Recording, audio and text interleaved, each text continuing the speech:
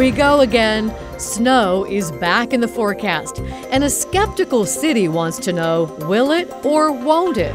Matt and Rod Hill are right, I would say, 95% of the time. And there might go two guys. If you got mad at weather people every time they were wrong, it would be a war.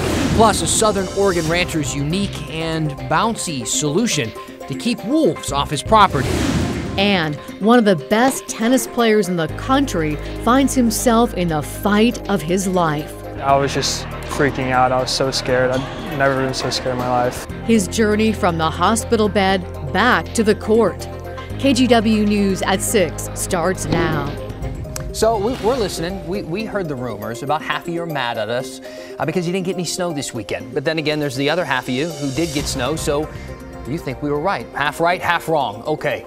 Well, we should tell you that there's even more snow right now showing up in the forecast tonight, and that's not exactly a slam dunk either. Thank you for being with us. We appreciate it. I'm Dan Haggerty. And I'm Laurel Porter. Thank you for joining us. We want to get right to Chief Meteorologist Matt Zaffino. Matt, this weekend was proof our weather pretty hard to pin down from neighborhood to neighborhood, and this next system not a lot easier. And hard to pin that one down too. Yeah, there's been a lot since happened since Friday night and Saturday. We had another snow event. We've had wind, we've had rain, and now we're looking at the potential for some more snow tomorrow morning. But it is not a slam dunk. There's a lot of uncertainty around this, not only as to which side of town might get it, but if we get it at all. So let's dig into that. First, we'll start with the rain that we have, which has been heavy today. We've had nearly an inch in downtown Portland and over an inch on parts of the coast. The heavier rainfall, though, is still right along, if not just off the coast, with a cold front. Now, when that moves on shore, that's where things will get very, very sticky, because when you get a really strong cold front that's moving slowly like this one is, and then you have cold air filtering in right behind it,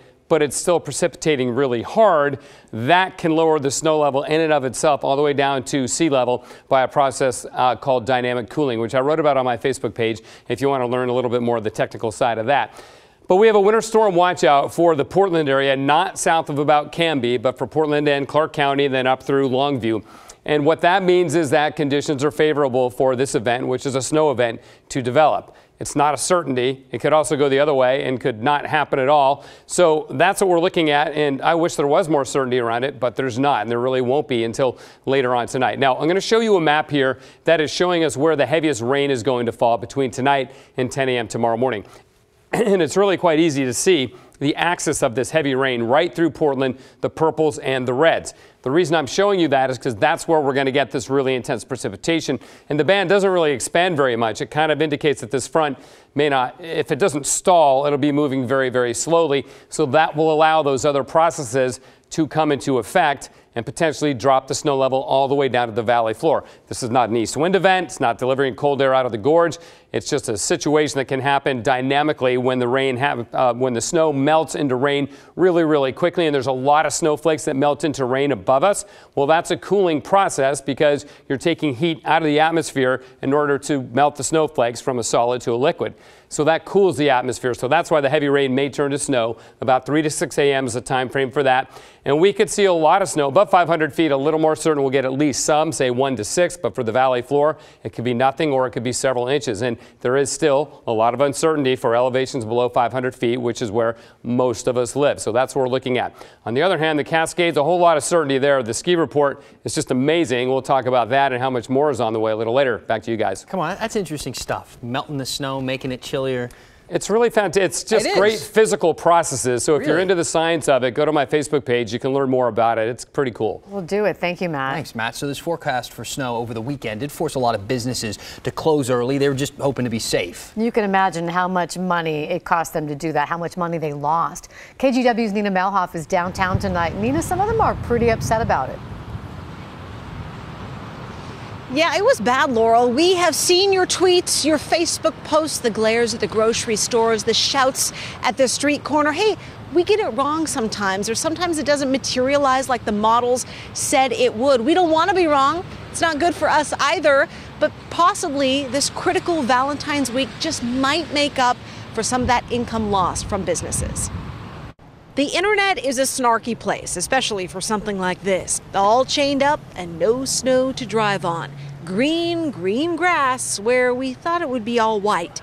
It's an imperfect science, and so is the restaurant business. The threat of snow nearly wrecked Little Bird's weekend. Here I know that we had like We dropped over 90 people on Saturday alone. Chef Gabriel Rucker owns 3 hot spots in Portland. Thankfully, he got walk-ins to make up for cancellations when the snow didn't show up everywhere.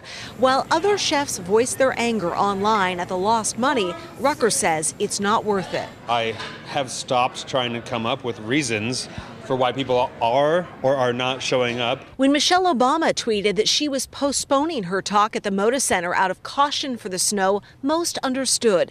Vicky said, we're kind of wimpy in PDX when it comes to snow. I understand, but know you're from Chicago and this is nothing to you. Safety first and see you in the spring. Canceling my hair appointment this evening.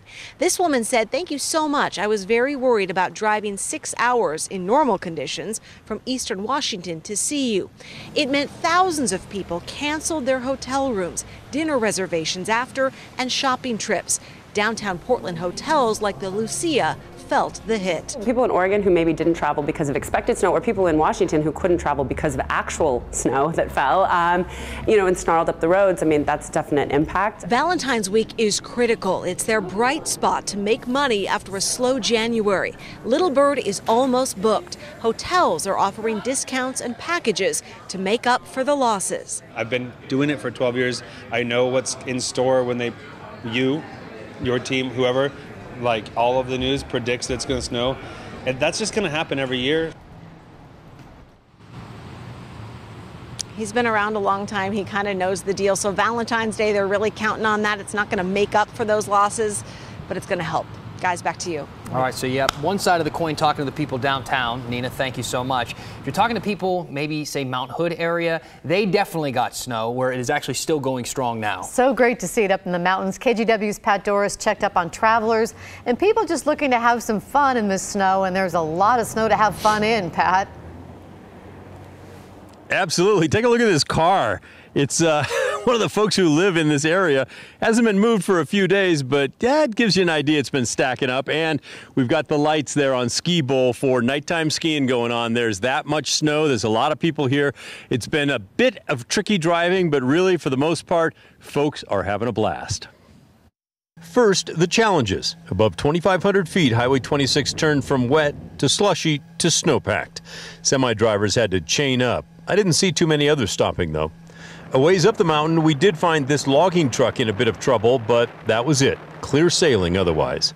It's partly thanks to the constant work of the Department of Transportation crews, who know this is go time. Everybody has to work, so it's full staff, no days off.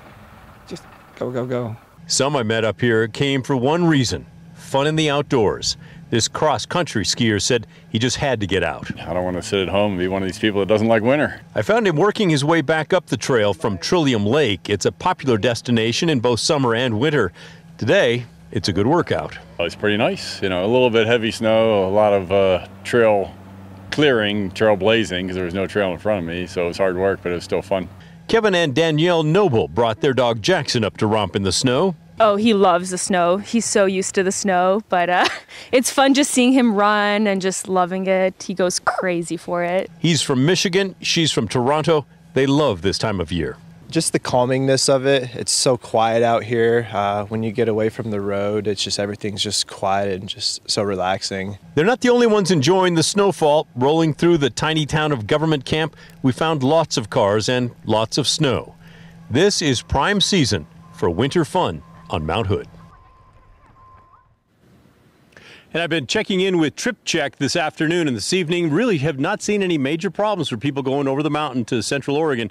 So that's a great sign. If you're coming this way, just be prepared and you'll be safe. Back to you. Just gorgeous. Makes me want to be there. I know, unless you own that car that's behind Pat right now. Thank you, Pat. So the last couple of days definitely prove that the weather around here can be really unpredictable. The KGW weather app has accurate conditions every hour of the day for you. You can also watch Matt's latest forecast whenever you want. It's free to download at the App Store. From snow to tennis now, and the tennis program at the University of Portland has one of its strongest freshman classes ever, partly because of Nick Oberg from Texas. So he's one of the best in his age group. But for a while, no one was quite sure if Nick was going to be able to play for the Pilots because of a serious injury. or an illness rather. Art Edwards is here right now with more on this amazing story, Art. Yeah, it really is an amazing story. You know, I heard about this about almost a year ago. Nick Oberg was one of the top junior players in the nation, a 5-star recruit when he made his choice to attend the University of Portland. Well, a cancerous brain tumor nearly derailed his dream of being able to play for the Pilots. Inside the tennis center at the University of Portland, the men's team is on court and working hard under the guidance of head coach Aaron Gross.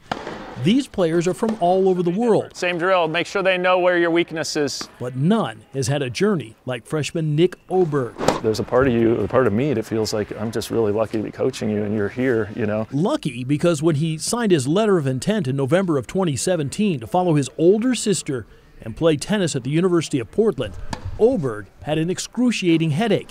It wouldn't go away days after it started. I didn't want to wake my mom up, so I went downstairs, tried to put like a bag of cold shrimp on my head, took some Advil, and it just like would not go away. It was the worst pain.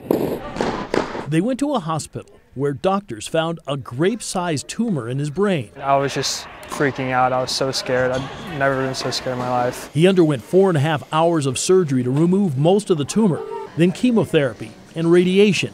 He even tried to practice after some of his chemo treatments. It wasn't a good idea, but it was just, I wanted to play so much. Hey, Nick. Along the way, the men's and women's teams at the University of Portland shaved their heads to support Nick, and his sister's teammate did a video to help raise his spirits. Stay positive. By June of last year, he was back playing tournament tennis.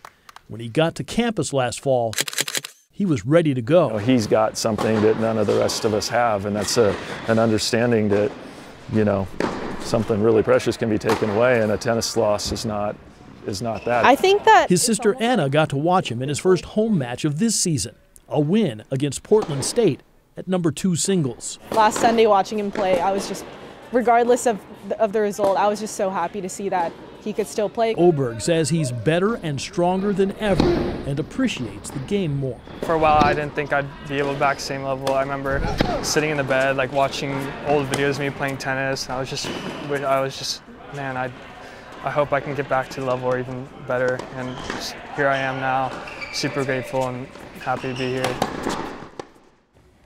And we're happy he's here too. Yes, what resilience. Oh my goodness. Boy, unbelievable strength. You know, he says he's playing better now than he's ever played in his life. He doesn't look like he's slowing down at all, man. He was Not flying at all all. over the court Boy, there. he is quite the talent, and he's going to do really well there at the University of We Portland. wish him well. Thank you for bringing us this story, and I hope you'll keep us updated on I how will. he's doing. Yes, definitely. Thank you, Art. Well, do you remember this video? How could you forget it? A girl pushes another girl off a bridge. This was in Clark County.